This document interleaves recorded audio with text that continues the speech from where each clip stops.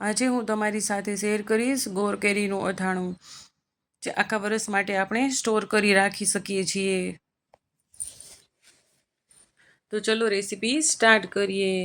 અહીં હું માર્કેટમાંથી 1 કિલો કેરી લઈ આવી છું, જેને મેં ત્યાં જ કટકા કરાવી લીધા હતા. અને ત્યારબાદ અહીં હું આ બધા જ કટકા કરેલા છે કેરીના, તેમાંથી હું આ રીતે છાલ ઉખેડી લઈશ અને છોતરા પણ કાઢી લઈશ. અને ત્યારબાદ હું બધી કેરીને એક તપેલીમાં એડ કરી દઈશ અને ત્યારબાદ તેમાં હું 2 ચમચી જેટલું નમક એડ કરી દઈશ અને 2 ચમચી જેટલી હળદર એડ કરી દઈશ અને તેને એકદમ સરસ મિક્સ કરી લઈશ. મિક્સ થઈ જાય એટલે આપણે તેને એક રાત માટે પલાળવા મૂકી દેવાની છે. એક રાત થઈ જાય એટલે આપણે તેને એક કાપડમાં સૂકવી દેવાની છે. તો અહીં આપણી એક રાત થઈ ગઈ છે અને આપણી કેરી છે તે એકદમ સરસ પલળી ગઈ છે. તો હવે તેને હું આ રીતે એક કાપડમાં સૂકવી દઈશ.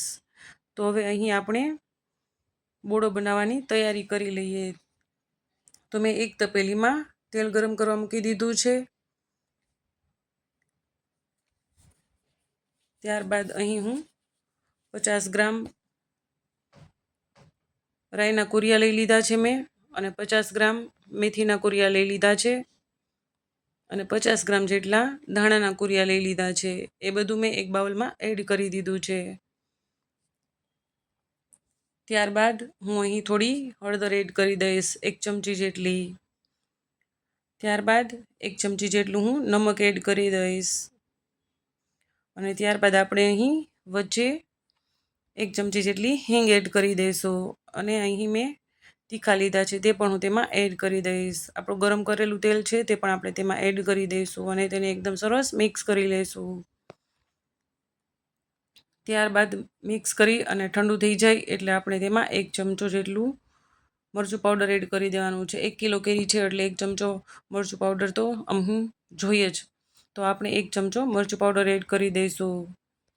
અહીં મેં આખા ધાણા પણ એડ કરી દીધા છે. ત્યારબાદ અહીં આપણે થોડી વરિયાળી પણ એડ કરી દઈશું અને તેને આપણે એકદમ સરસ રીતે મિક્સ કરી લઈશું.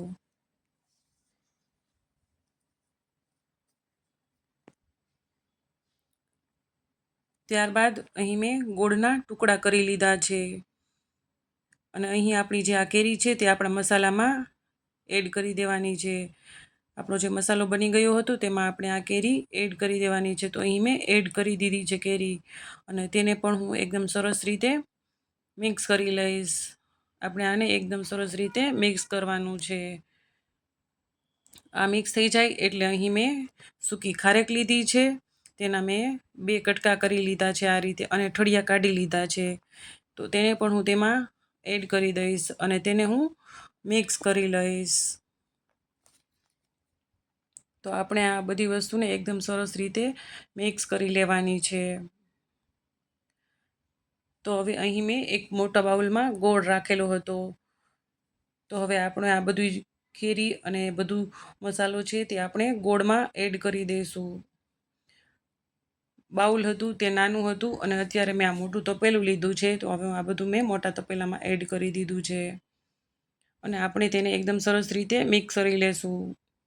આ જે ગોળ છે તે 5 થી 6 દિવસમાં એકદમ સરસ રીતે ઓગળી જશે. તમે જો ગોળ ખમણીને લેશો તો એ એક જ દિવસમાં ઓગળી જશે, પણ ખમણશો નહીં અને મોટા મોટા કટકા રાખશો ને તો પણ તે 4 થી 5 દિવસની અંદર ઓગળી જાય છે.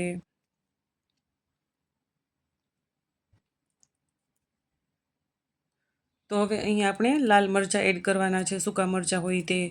તો મેં અહીં સૂકા મરચાં લઈ લીધા છે. તેમાં હું થોડું પાણી એડ કરી દઈશ અને 5 મિનિટ માટે હું મીઠું નમક એડ કરી દઈશ અને 5 મિનિટ માટે હું ગેસની ફ્લેમ ઉપર ઉકળવા દઈશ અને તેને હું 2 કલાક બહાર સૂકવી દઈશ અને 2 કલાક બહાર સુકાઈ ગયા પછી તેને હું આ રીતે આપણું કેરીનું અથાણું છે તેમાં હું એડ કરી દઈશ અને તેને પણ હું એકદમ સરસ રીતે મિક્સ કરી લઈશ. તો અહીં મેં આ બધું એકદમ સરસ રીતે મિક્સ કરી લીધું છે. તો હવે આપણે આને ઢાંકણ ઢાંકી દઈશું અને રોજે આપણે તેને હલાવવાનું છે. આજે મારો આનો 9મો દિવસ થઈ ગયો છે. તો 9મા દિવસે આપણે તમે જોઈ શકો છો મારું કેરીનું અથાણું છે તે એકદમ સરસ બની અને કમ્પ્લીટ થઈ ગયું છે. તમે જોઈ શકો છો કેટલું સરસ દેખાય છે. મારી ચેનલને લાઈક અને સબસ્ક્રાઈબ જરૂર કરી દેજો.